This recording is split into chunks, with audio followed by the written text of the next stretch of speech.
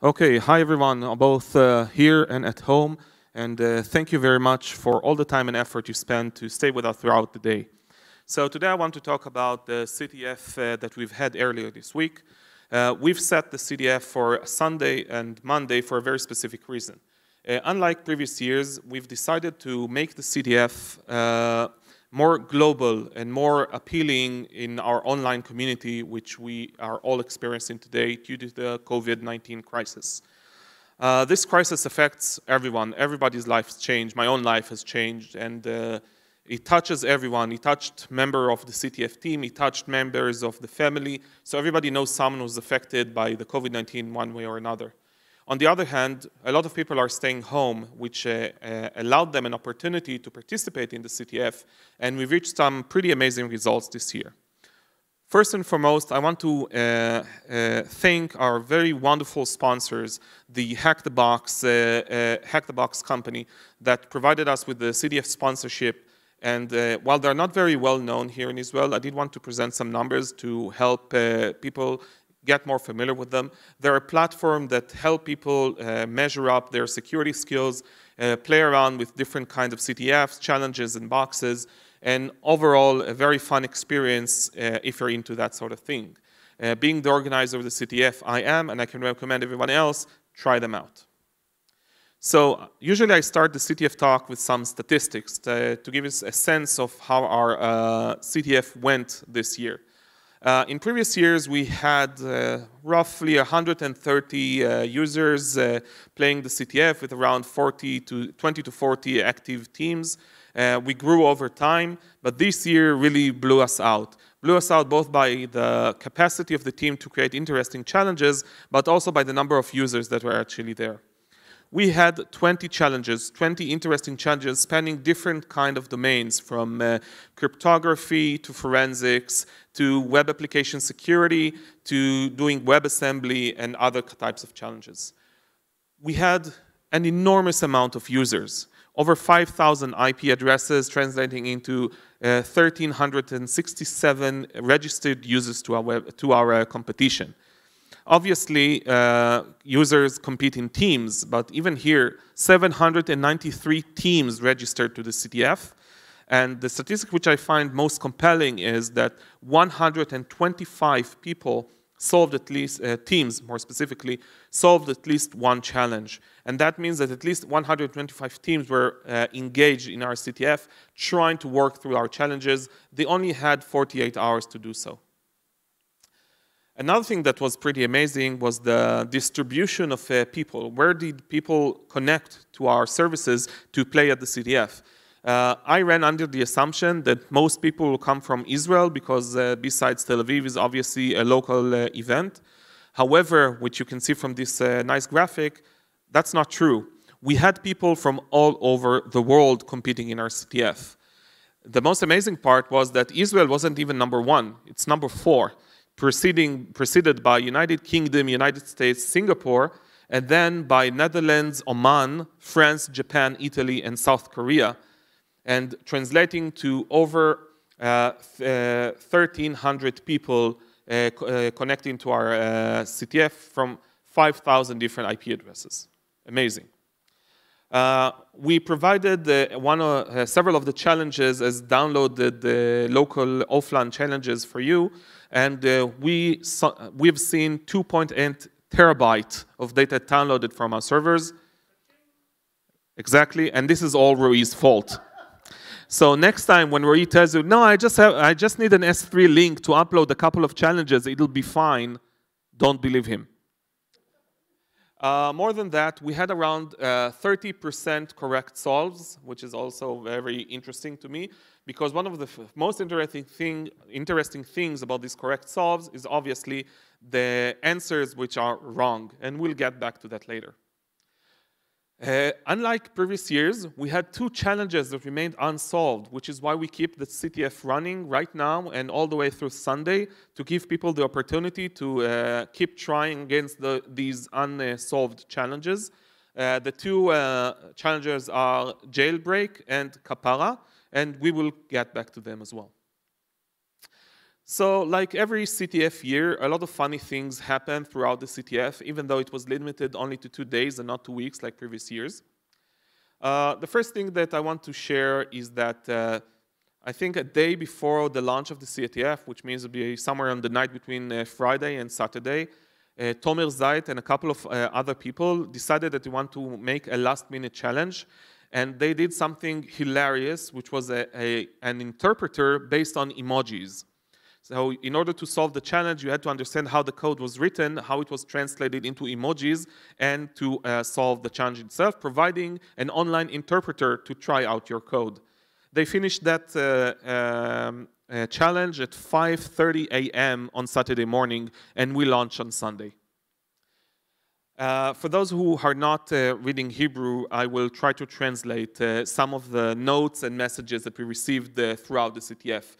Some of them are from very busy people who were somewhat fazed by the hardness of the challenges and offering their opinions about everyone's personal hygiene, parenthood, and other issues.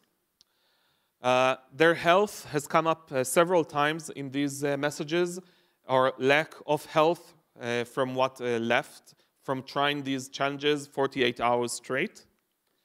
And also we got a lot of interesting submissions of flags, such as do you have a heart, or I cannot get / where people really, you could see the desperation in their attempts, trying any kind of flag to make it work.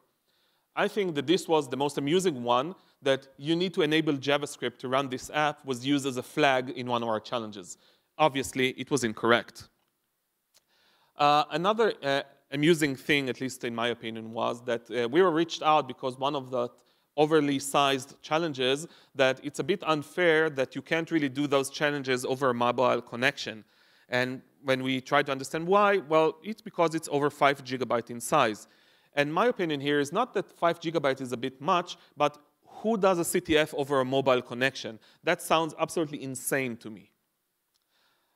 More than that, some people were misled by our false flags and false breadcrumbs along the way, and they found themselves spending hours solving the wrong thing while they already had the correct solution when they started out. Again, quality trolling. One of the challenges, one of the more interesting challenges, was actually based on a sort of a 0-day. The emoji challenge, which I mentioned earlier, had an issue with the socket.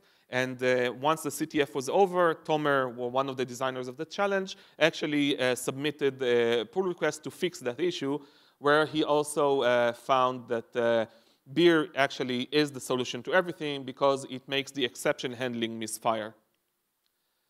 Another thing was that we got a lot of compliments, like there's a special place in hell for the person that made the target.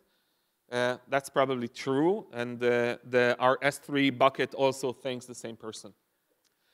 Also, we actually had someone that was able to solve jailbreak past the CTF deadline, and that's pretty amazing, and everybody thought that was a really good experience. In jailbreak, you had to free Groucho Marx out of prison. The interesting thing about that challenge, it was based on an unknown known vulnerability. That is, if you actually read the documentation for AWS Cognito, you would know that this kind of shenanigans were possible. Obviously, nobody really reads the documentation. Therefore, they didn't know that such a bypass was possible. So in Nimrod Levy's challenge, you had to break Groucho Marx out of prison by using a vulnerability in AWS Cognito. We had amazing graphics this year, also an upgrade for previous years. So I would like to thank Vera for providing us with these wonderful graphics. And also a funny story. One of the CTF members had a dream. At the end of the CTF, people came to his and the other people who wrote that challenge and burned down the houses. And then the guy that burned down their houses was sent to prison. He yelled at them at the camera and says, ha ha ha, now I will be broken out of prison. Cloud, they tell me, end scene. So we thought that was a pretty funny thing to share. And then someone, I will not name names, actually went ahead and created a nice clip based on the very famous Hitler losing his bananas about the CTF challenge and how unsolvable it is. Again, that was pretty funny. So I would like to first and foremost, before anything else, thank the CTF team. So a lot of good people helped and worked on these 20 challenges. We actually had more in the pipeline, but we didn't use them. And that is Lavi, Nimrod, Ezra, Tomer, Guy Beck, Michael Maltsev, Yahav, Omer, Reut, Arthur, Daniel, Vera, and Roy. So thank all of you. Clapping, please. So just to skim through a couple of the people who wrote the challenges. So we had Nimrod and Arthur on Jailbreak. We had Nimrod and Tomer on Vampires and Can You Bypass the SAP 2. We had Michael, Tomer, and Arthur on EmojiWatt. Nimrod on Reaction, Web Proxy, and Web Proxy Nightmare. We had Tomer on Basis 32 and Docker Manager. Tomer and Daniel on Bugler. Tomer and Vera on Certified App. And Vera and Yahav on Back to the 90s. A small note, this was a very funny snake game that you had to disassemble the WebAssembly behind it to solve the challenge. Very funny. We had a guy writing Kapara, myself doing CryptoStream, Roy and Lavi doing Ego Hostium, more with less, check yourself so you won't wreck yourself, and the target. And finally, Michael with SnapPaste and SnapPaste 2. And with that, I'd like to go ahead and announce our winners. Hello, stand by. We are waiting for the first place. People are rushing for the trophy. First and foremost, third place, Houston, we got pawned with 2,900 points. So I asked all of the team to send us some pictures of them doing the challenges and sharing some funny things that happened while they were doing the challenges. And they told us that they had a lot of mishaps and a lot of things that they missed and in their internal WhatsApp groups while they were solving this. And I think this already speaks for itself. So I'll keep it a moment on screen so you can all see and observe. Their prize is $150 US and 5 Hack the Box vouchers for 3 months. And now second place, Reclass, 150 points. And I asked them to share their images. They said it's a bit outdated, but that's what they use. I will not disagree. Again, they had a lot of issues trying to solve these challenges, but they solved all of those challenges to actually get to 50 points. They get $300 and 5 Hack the Box vouchers valid for 6 months. And finally, our winners. Everybody can see our outrageously exaggerated trophy. And when I envisioned that trophy originally, my only requirement was that it would be so large and ludicrous that when people send me pictures from their cubicle with that standing, it will actually overshadow their cubicle. However, this year this probably won't happen, so I want to see this is a traveling trophy in everybody's homes so we can see who actually put it where. So the JCTF team, winners of the first place with 4,500 points. The JCTF team actually worked very, very hard, very diligently, both on the challenges themselves, as well as doing information campaigns against CTF writers, somewhat unsuccessfully, but much trolling ensued. Bugler caused a lot of desperation among the teams, and that was actually pretty funny to watch. And their prize is $450 US and 5 Hack the Box vouchers valid for 12 months. And with that, I want to thank everyone who was involved with making this a great CTF event. Our CTF sponsors, Hack the Box, our CTF writing team, the infrastructure people behind the backs actually making this happen and scale from the expected amount of 300 users to almost 1,500 users, and Amazon for providing us with so much bandwidth for so much money. So thank you, everyone, and keep it up.